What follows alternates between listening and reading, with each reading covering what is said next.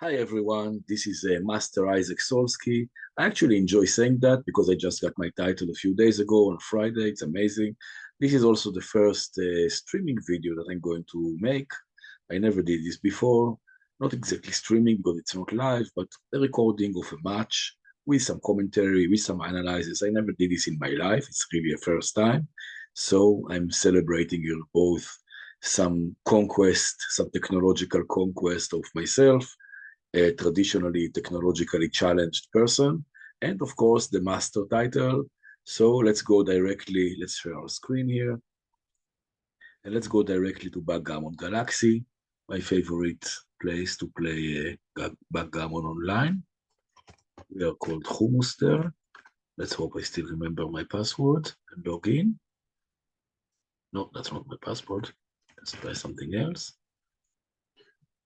Yeah, I got it. Okay, good. There is a Las Vegas Open this month. It's already going on. Amazing. I've been I've been in Las Vegas many years ago, but before I was a backgammon player. Let's find somebody to play a match to 7 points with. As I don't have much experience with this, I'm going to choose, okay, a match to seven, but I'm going to choose the casual speed so that we have time to talk and discuss and cover some things. Generally, I play normal. That would give me 7 minutes and 10 seconds a move. 7 minutes for the entire match, but as I'm not used to broadcasting, it's better to be a bit more casual for the first time. And let's see who has the patience. Yes, already there we have somebody who suggests to play with me, but a bit lower rated players. We are looking for somebody a little bit stronger than that. Here, 2000, that's already pretty good. Good player, 2000. Craig Conrad, let's say hi. Hi, Conrad. Nice to meet. He's probably going to answer, and we get to start with the roll of 2-1. Let's see how this goes here. 2-1, normally we would play the 2 from the midpoint and the 1 from the back. I prefer to play the 1 from here. It's also a very acceptable opening move that leads to rather sharp struggles with many hits and counter hits and many chances to build the prime very early in the game. A prime is that central blockading structure. And well, when you play against a less experienced player, it's a very good move to start with because it's more about skill and less about the actual rolls. That's my favorite way of opening with this 2-1 in the opening before when the score is even at 0-0. It's a bit too risky if I had a lead, but at an equal score, that's pretty good. And he makes the bar point with a 6-1. We roll 5-4. What should we do with that roll? 5-4. I cannot close this plot. I cannot cover it, but I can probably escape a checker. I don't think I have something better. You see, already half a minute gone. It's good that I'm not playing normal speed, but casual, but I should probably speed up a little. 6-5, will probably run to the midpoint with the back checker. Oh, he's also taking his time, you see, taking advantage of the casual setting. And he runs, of course. 3-1, that's a great roll, because at least we can make this point, but how should we make it? I would run this checker forward, creating a connection between my two back checkers so that I can hit back with a 6 if I'm hit here in some cases, and I make the point. I have an advantage in the board, so I'm not so much afraid of a hit contest. And now if he hits, I can hit back, no matter if he stays here or advances one more square, one more triangle. It's not a square, we are in backgammon, not in chess. Let's see if I can hit him back, depends what I roll. Double fives, beautiful. So we are hitting him. And how do we play the other two fives? We should probably clear up, not bother to hit that second checker. Better to clear up because we have an approaching cube. If he doesn't hit something really convincing, we have a beautiful cube coming up. Let's see what he rolls. 4-3. No, that's not quite a cube yet. But he hits me back. I was expecting him to anchor, but yes, he played the better move. Of course, it's better to send me back than to anchor, but in either case, it would still be not quite a cube. If he anchored, we would be very close to a cube, almost a cube. But hitting back, well, it's still an open game. Anything can happen. I do have the slightly better board. Let's roll and see what we come here. 5 and 4. I prefer. I have only one checker back, but running out is not quite as attractive as hitting. I would like to hit here. Yes, I would like to hit, definitely. I like the sound, It's very dramatic. He calls a 4, that's a bit unlucky for me. So he hits a second checker, probably will run out, hit and run to the 16 here, where I'm pointing with my mouse. Let's see. Well, there is certainly nothing to think about entering on 4 and hitting, but apparently he's considering how to play the 6. I think he should. I think he should run. And he runs. Okay. Oh, that's the worst possible roll. Of course, we stay on the bar, and now he sends a cube. He doubles me. I don't think that he has quite the attacking power. He still has checkers back. He doesn't have a board. I'm generally quite careful about doubling when I have the better board. I mean, if it was me in his place, I wouldn't double when the opponent has a better board in this kind of an attacking position. That's just me. Of course, he's doubling. He might think that I'm considering his cube. He doesn't necessarily know that I'm broadcasting this, but let's cut the tension and just take it. Let's see what damage he can cause. But 5-1, he makes the 5 on my head. So yeah, that's quite unpleasant, of course. 2 checkers on the bar, and suddenly he has a wonderful board. Let's roll. And we enter with 1 checker. This I would still take probably, so he shouldn't have double last turn, and he really, really rolled well. I would still be taking this cube here. I'm still quite alive, and I'm pretty much in the game. I can enter and hit back with many numbers, or anchor. Let's see what I roll. 4. Okay, so we can enter with 4 and hit with 1, or enter with 1 and hit with 4. These are probably the main options. I will enter on 4. I want to anchor. I want to be able to escape. I don't want to lose my 8 point by hitting on the 4. Let's hit from here. What happens now? Double 4s. That's a really, really nice roll for me. He enters and makes another point here on my head and brings a checker from the midpoint, or even hitting a second checker. Don't think he should hit a second checker, or we should come down from the midpoint. No, he hits a second checker. He goes for the attack. Okay, maybe it's justified. He has an anchor and he can gain time by having me with 2 checkers on the bar because I have more plots exposed. I'm actually quite in a dangerous situation here. Let's roll. I enter 1 check. Yes, that's a bit disagreeable, I must confess. He's closing the point here with a 5. He's making another point and he's bringing out a checker. He has here excellent chances to start the match with a 2-cube gammon. That would be quite a challenge to come back from that if it really finishes that way. But instead of bringing out a checker from the anchor, he's bringing down a checker from the midpoint. That's quite interesting. I think it was better to leave the anchor already because more hitting numbers and more checkers to collect. If he hits enough of these checkers, it doesn't even matter if I enter. But, well, maybe the differences are not so big. Let's see what happens here. And I enter with a 3. That's absolutely brilliant. And of course, I eliminate the direct shot. He still has a very, very nice advantage, but basically anything can happen. Now I have the timing advantage, and he has 10 checkers that will never move again, and only 5 to bring home, and so many things can happen on the way home. Let's see. Let's see how this continues. 3-2, that's not such a good roll for him, of course. He needs to open a blot somewhere for me, which is a great. I would love to push it back. Look at his amazing racing advantage. 45 pips. I would love to hit a couple of times, send it back. If I'm lucky, maybe at some point even recube to 4, even though at this point, I believe I believe that I'm already very, very slightly better equity-wise, thanks to the cube ownership. Of course, it's very, very far from cubing. I'm still stuck here behind a partial prime, but he's losing flexibility. Even if I miss this blot here, it's not easy to get these 2 checkers home. And notice that I already have a board. I made my 5 point, which is really, really important. Let's see how this goes now. Double aces. Wow, wow, wow. Not only I'm hitting, I can also blockade his anchor so he cannot run with 6s. I believe we're very close to a cube here, very close. It will be a difficult decision after his turn. So 4-6, and he's forced to play the 6 from here. I do believe that we are in cubing territory. I do believe. The question is, should I cube or should I collect 2 points if I roll well? That's always a dilemma. What will be the situation if I roll well and he doesn't? Let's suppose I roll something like 5-2, hitting, which is great, and running. And then let's suppose that he rolls not a good roll for himself, 1-6. Well, that's the position I would like to cube, not this one. So I should simply play on. But I have here a big advantage already. There is no question. Double 3s, yes, that's a good roll. I can either make a 3-point behind him or I can further blockade him. Which will it be? No, I think I will further blockade him. Why not? Let's blockade him. With some numbers, he even destroys his own board. Maybe I should have cubed after all. This he can never take, of course. But still, I should cash. I should cash the point. And who knows, he might take. That's not too good to double. I double it. Redouble to 4. And he takes it. That's absolutely crazy. I totally didn't see the take coming. He might get gammoned. Let's see. Maybe I'm over optimistic, but that's how it looks to me. Of course, he might roll one of these lucky numbers, double fives or 5-4, only 2 numbers, and that would be lucky, but he still has to escape 2 more checkers. Also, double ones, double twos, double threes is a disaster, of course. Even double twos are not good for him. No, he really doesn't have that many good rolls. I don't understand why he took it, but let's see how it continues. He shouldn't have taken, I believe. No, so the 2. And look at this disaster. He cannot play the 6, and he needs to expose. The position is completely ugly that he has, and well, you know, the cube is on 4 now.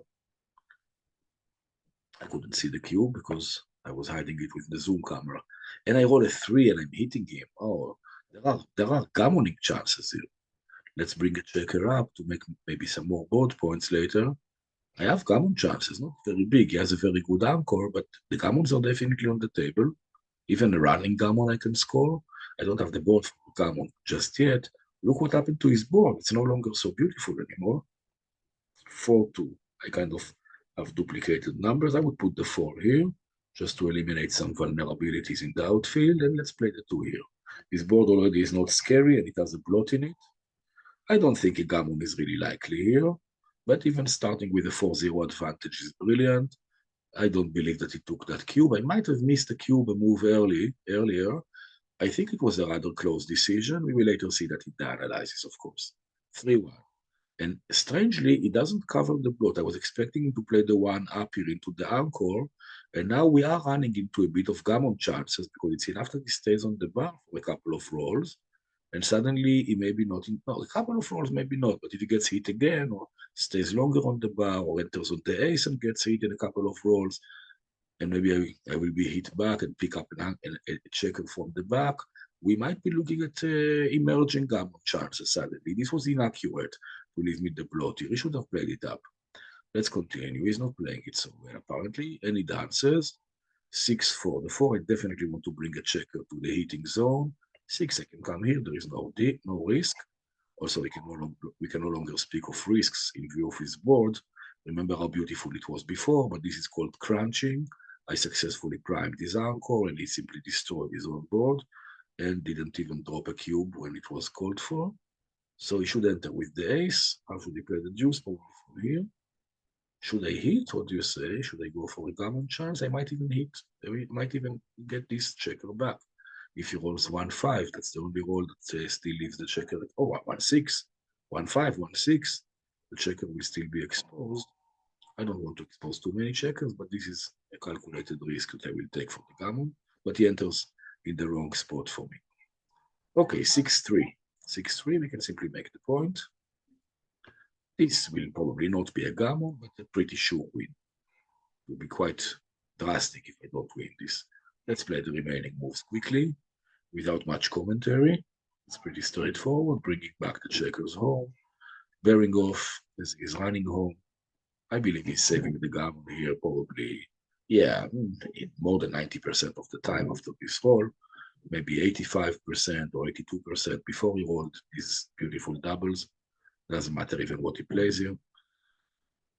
He's saving the gammon, and we will start with a very pleasant. This was weird. If I hit here, suddenly the gammon chances increase seriously.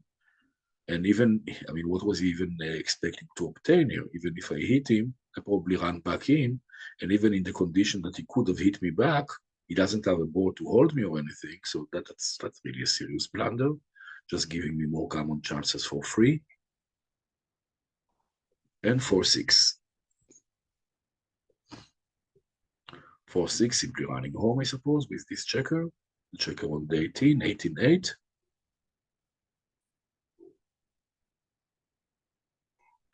And 4-1, I could bring a checker home without too much risk, but there is no reason to do that. I can simply play simple. I'm not playing for gammons here, and I don't see how we can save the game.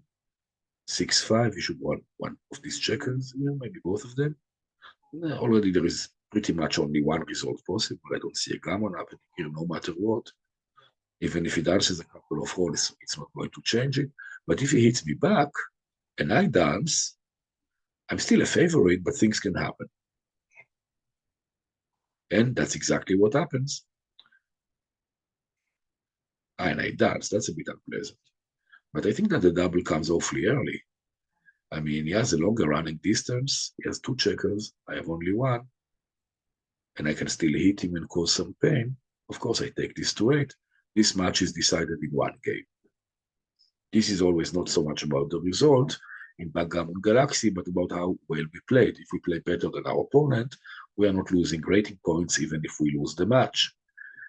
And in order to win rating points, we need to win both the match and the PR. This match already I didn't roll so well, of course. I might be losing it. However, it's still not 100%. And we will later see how the performances were. Let's see if he rolls bigger than 7. We're a bit in trouble, of course. Let's see what he rolls. 7 exactly. So now we need to roll a 4, which we do. And now we are the favorites. He's not a favorite to enter by any stretch. And I should be winning this straightforward after this little scary event. Let's see, he dances. That's probably my match now, unless he simply hits me from the bar with double 4s. Otherwise, should be mine. Dances, I can still roll something like 6-5 and open a blot, but no, 3-2.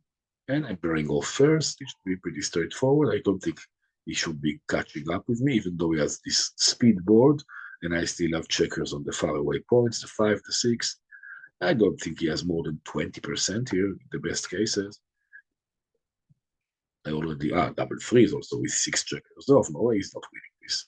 That's not happening. Let's write here, thanks for the match, but it's still too early to click enter. We will wait a couple more turns before doing this. Double aces, yes, that's quite cool. The last ace we played to the 4 and not to the ace. 4 is a more meaningful number in the pair-off. We always want to have checkers on the top 3 points, 6, 5, and 4. Less critical to have a checker here. It's about wastage. You waste too much when you have to walk 4 steps rather than pairing off checker. And playing an ace, the ace wasn't that valuable anyway as a number, so it's not so bad if we have to walk instead of pair it off. So I always like to have some checkers on the 4 point. It's a general comment. And 6-4.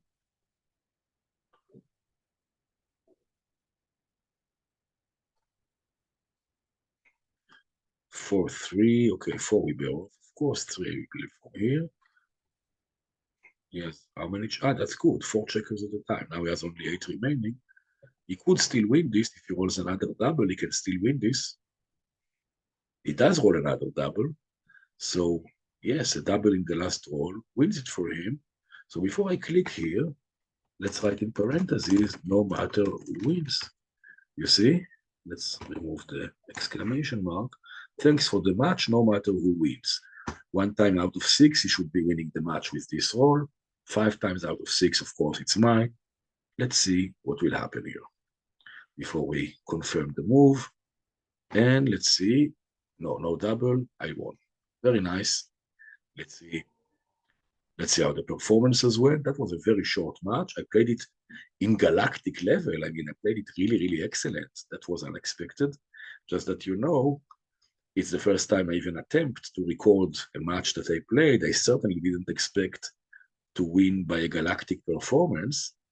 Wow, that could even be looked at as suspicious by some player. I know if my opponent played a match to 7 with this performance, I might suspect something. On the other hand, of course, the match was very, very short. It was only 1 game, even though the cube went back and forth. It could happen when you don't have too many decisions. It could happen that a player would have this kind of a superb performance below an error rate of 1. This is a really, really high standard performance. Galactic means that, if you played a bit weaker than that, then they call you superhuman. And if you play still a bit weaker than that, they call you grandmaster. Then it goes down to international master. Then it goes down to master. That's my level. And beyond that, you have like expert, advanced, experienced. So galactic is really a very, very rare performance at any level.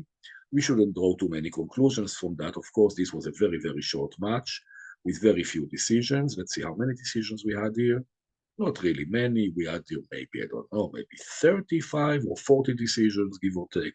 Less than 40. 35 decisions we had. And well, that was really well played. We're going to go into the analysis, mostly focusing on my opponent's mistake. I made one very small error.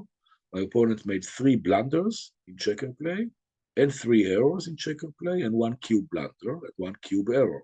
That doesn't sound like much, but again, it's a match with very few decisions. So that many errors give you an error rate that the software generally called intermediate, but in Backgammon Galaxy, it's a bit more critical. They already call you a rookie with that kind of a performance. If it was instead of 15.19, if it was 14.95, then it would be called intermediate also on Galaxy. It's kind of a borderline, but obviously my performance here is just awesome. We're going to pause the recording a little bit. And the next time we switch it on, we're going to have the Backgammon analysis software, the best one in the world, which is called Backgammon. What is it called? Extreme Gammon. Extreme Gammon. That's the best analyzing software in the world, which is used not only for training of the strongest players, but also for evaluating the level of players. Like you see here, this evaluation is done by Extreme Gammon. And it's also a training tool. We're going to see what the mistakes were, what the plays were. Stay with me for the second part of this video, in which we are going to go over this match, this one game, and see what happened. That's really a nice beginning for my Backgammon channel. I cannot guarantee that I will always play in that quality, and I also might get some performances that would be closer to those numbers here. Not quite 15, but from time to time I do get a 10 or a 12. It does happen, of course, mostly on the shorter matches than on the longer ones. All right, let's see each other on the analytical part.